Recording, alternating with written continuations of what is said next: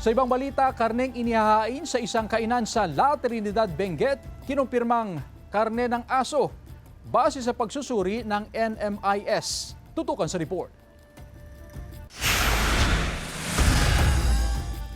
Kinumpirma ng National Meat Inspection Service na dog meat ang kamakailan na ipinasuring putahe sa kanilang opisina na binili mula sa isang restaurant sa La Trinidad, Benguet.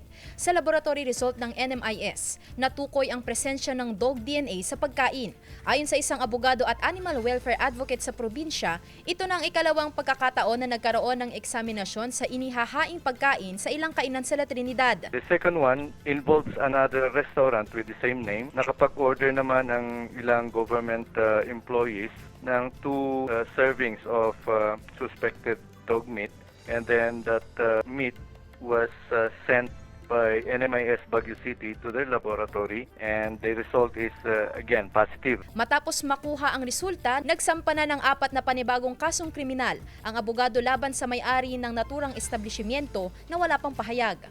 There are instances when cultural ritual requires the killing of dogs.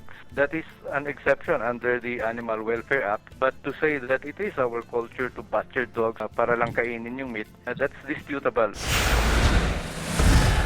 Samantala, nahuli sa akto ang isang 44 anyos na lalaki na kumakatay ng 3 aso sa Barangay Kias, Baguio City noong linggo. Ayon sa Baguio City Police Station 4, rumisponde sila bandang 1:00 ng hapon matapos makatanggap ng report. Nahaharap ang sospek sa 3 magkahiwalay na kasong paglabag sa Republic Act No. 8485 o Animal Welfare Act of 1998. Wala pa siyang pahayag. Sandy Salvacio, One North, Central Luzon.